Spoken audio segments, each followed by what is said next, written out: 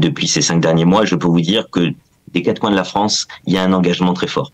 Financier, parce qu'il y a eu beaucoup de dons qui ont été faits, mais aussi une génération spontanée, notamment de jeunes entre 20 et 40 ans que je côtoie, et qui se sont investis alors que ils n'avaient pas de responsabilité, ils n'avaient pas d'action spécifique dans la communauté. Ils se sont investis pour venir en aide à Israël. Nous sommes en ligne avec le président du consistoire central, Maître Eli Korshia. Eli, bonjour, Boker Tov. Boker Tov.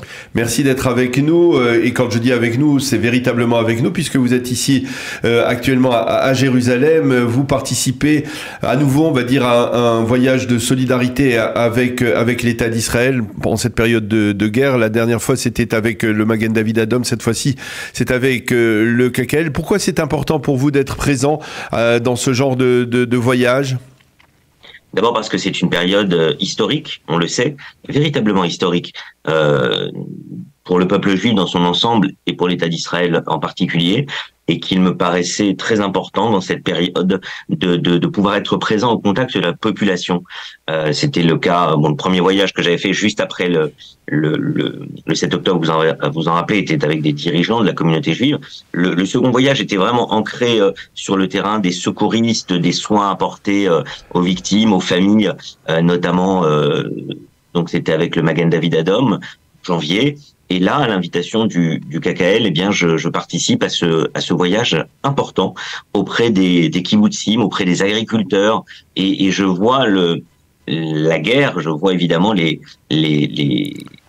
conséquences terribles des attaques du 7 octobre sur la population, mais sous un autre angle, et avec aussi un travail très important qui est fait et qui va être fait par le KKL, que ce soit le KKL en Israël et son antenne en France, le travail qui va être fait pour aider à la reconstruction, pour aider à l'après 7 octobre.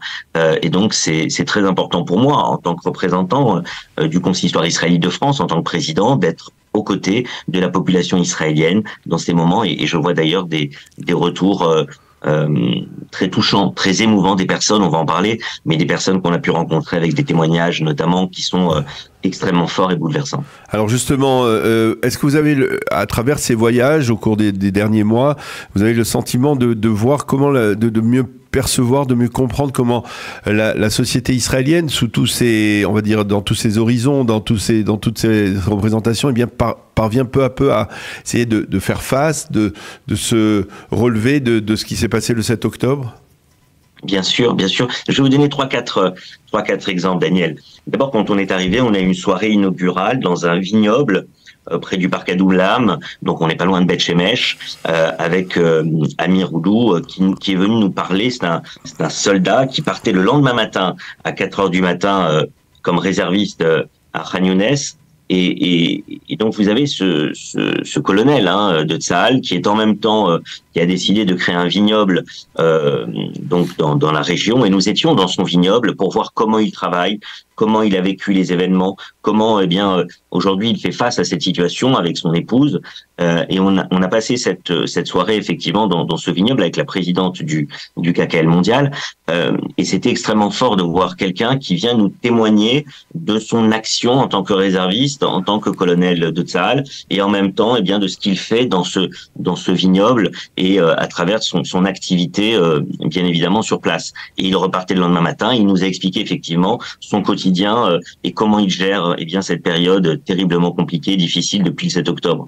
Ça a été ensuite une rencontre par exemple avec Moshe Lévy, que vous connaissez je pense bien, qui est un des 8 héros d'Israël encore vivants. Il y en a eu 40 depuis la création de l'État, qui a perdu une main et un bras pendant la guerre de Kippour, et qui a effectivement par son courage pu impacter la guerre de Kippour, et il nous a expliqué, on a été le voir à Herzliya, il nous a expliqué comment cette guerre comportait justement un élément historique qu'on n'avait jamais connu, sans doute depuis 50 ans, et la guerre de Kippour. Et il nous a, on a passé plus d'1 heure avec lui, près d'1 heure et demie, et il nous a effectivement transmis son analyse de la situation, son analyse historique. Il a 78 ans, il était prêt à partir, et il part quasiment tous les jours actuellement pour aider les soldats, pour donner des conseils. Et effectivement, son témoignage nous a totalement bouleversé, un personnage hors norme qui est Moshe Lévy. Et ensuite, évidemment, ça a été voir comment bien les gens vivent et comment ils vivent l'après 7 octobre dans des kibboutz.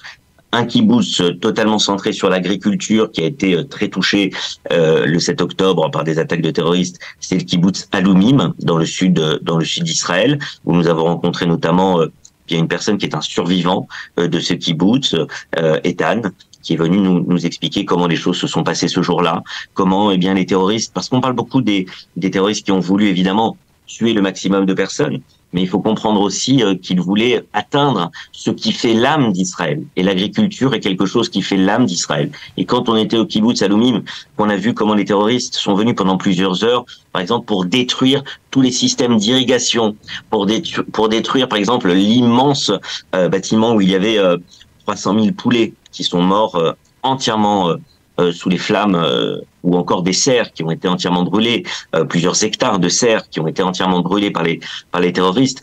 Ça montre bien qu'il y avait les actions pour tuer des hommes, mais il y avait aussi des actions pour atteindre ce qui fait l'âme d'Israël. Et ces kibbutz aussi représentent un petit peu ce qui fait l'âme d'Israël depuis sa création. Ensuite, nous avons été au kibbutz Be'eri et nous avons eu un témoignage totalement bouleversant de Avi Dabar, qui est venu nous expliquer cette journée terrible, ces 12 heures d'horreur qu'il a passées entre 6h30, 7h du matin et 18h jusqu'à ce que les tanks de Tsahal puissent venir le libérer dans sa maison. Il était enfermé donc dans sa chambre fortifiée avec son épouse, avec sa fille de 13 ans et son fils Carmel de 15 ans.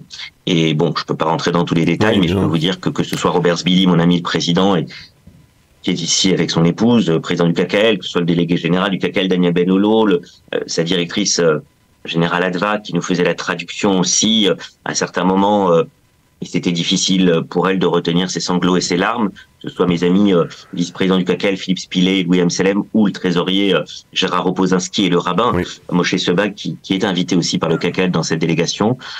On ne pouvait pas retenir nos larmes quand on entendait cet homme nous raconter ces 12 heures dans une pièce où il y a des terroristes qui tirent, qui lancent des bombes fumigènes, qui essaient de tout faire pour les tuer. Et voyez cette résistance, cette résilience, ce courage pour essayer de sauver sa vie face à ceux qui viennent semer la mort dans un kibbutz. Oui. À la fin de cette journée, malheureusement, à 17h, son fils meurt à côté de lui des blessures qu'il a eues et qui lui ont fait perdre trop de sang. Son épouse Dana, malheureusement, meurt aussi dans cette chambre forte des blessures qu'elle a eues. Sa fille, bien aujourd'hui, fait partie des survivantes. Et lui, on lui a amputé une jambe pour lui sauver la vie. On lui a amputé une jambe le soir même à l'hôpital quand il arrive à 21h.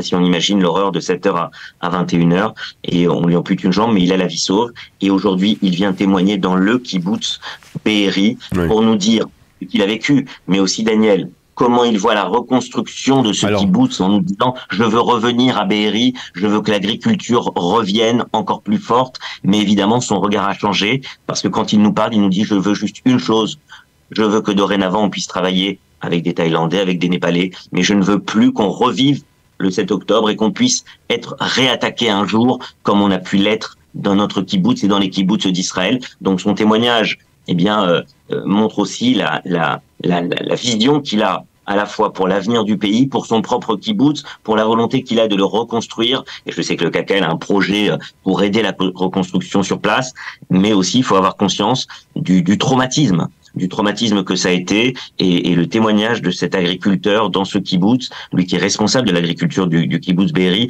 a été pour moi un des moments les plus forts, si ce n'est le moment le plus fort que j'ai vécu depuis le 7 octobre en venant sur place ici pour des voyages de soutien en Israël. Alors, Elie, c'est important ce que vous nous dites, parce que vous, d'une certaine manière, vous nous donnez vos sentiments par rapport à ce que vous ressentez en tant que représentant de la communauté juive de France. Est-ce que on peut dire que il y a la même motivation, la même volonté de la part de la communauté aujourd'hui d'aider, de s'engager aux côtés d'Israël, parfois même ou certainement peut-être aussi en allant plus loin que juste un engagement, on va dire, solidaire, mais peut-être en décidant de faire la Aliyah.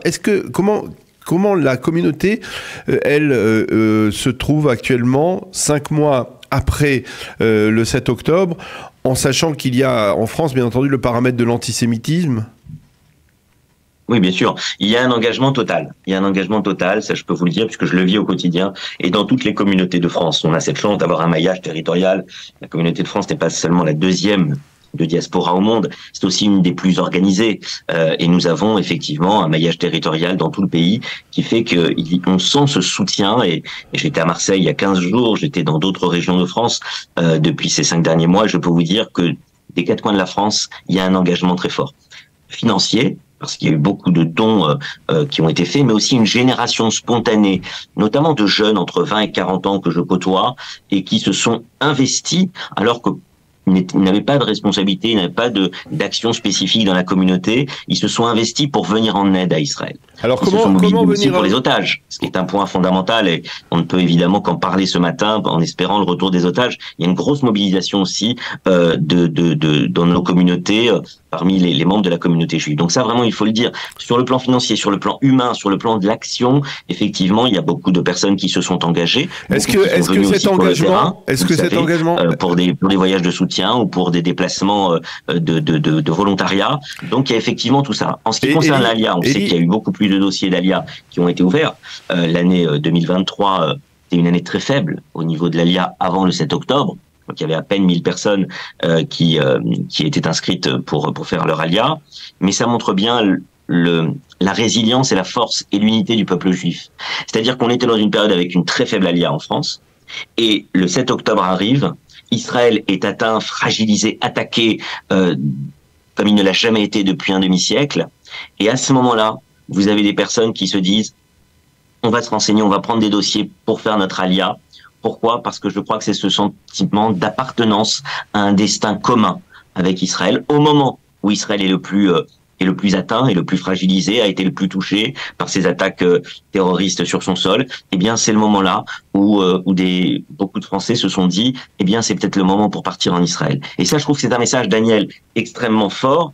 Pourquoi? Parce que ça veut dire que on ne fait pas son alia, et vous m'avez déjà entendu le dire à plusieurs reprises, on ne fait pas son alia parce qu'on veut fuir quelque chose.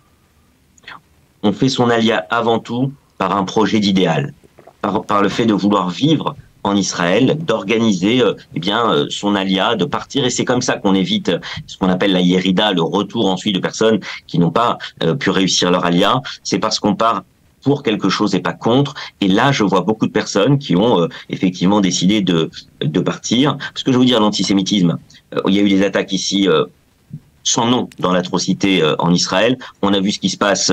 Il y a de l'antisémitisme en France et de l'antisémitisme dans les grands pays d'Europe où nous sommes présents, en Allemagne, par exemple, en Grande-Bretagne. Je ne parle même pas de ce qui s'est passé aux États-Unis. Vous avez vu ce qui s'est passé dans les facultés, notamment américaines. Donc, la situation est difficile partout. Ce qu'il faut, c'est que quand on vient, et celles et ceux qui veulent faire leur alia viennent avec ce projet de vie et cet idéal pour eux, pour leurs enfants et pour leur descendance, et que ceux qui sont en diaspora, eh bien, pour le moment, en tout cas, qu'ils puissent continuer leur action, à la fois pour aider Israël, mais surtout dans cette notion que je vous disais tout à l'heure, de l'unité et de la force du peuple juif et de l'avenir du peuple juif. Parce que la diaspora a besoin d'avoir un État d'Israël fort et en paix, si Dieu veut, le plus vite possible après avoir fini et gagné cette guerre. Et en même temps, je pense qu'Israël, évidemment, et elle le voit, Israël le voit en ce moment, a besoin d'avoir des pays et des communautés de diaspora fortes, comme le soutien dont Israël bénéficie aujourd'hui. On va peut-être en parler. C'était le but d'ailleurs du colloque du congressionniste mondial. Voilà, effectivement, on a malheureusement pas. Voilà, oui, on a malheureusement pas le temps d'en parler parce qu'il est bientôt 8h30. Mais effectivement, vous avez participé au Vadapol Hatzioni, au comité exécutif de l'organisation sioniste mondiale, et je suis certain que c'est le message que vous avez fait passer auprès des instances sionistes israéliennes. Merci beaucoup, Maître Eli Korshia, président du Consistoire central, d'avoir été avec nous ce matin. Bonne continuation dans votre action au quotidien en France et en Israël. Merci.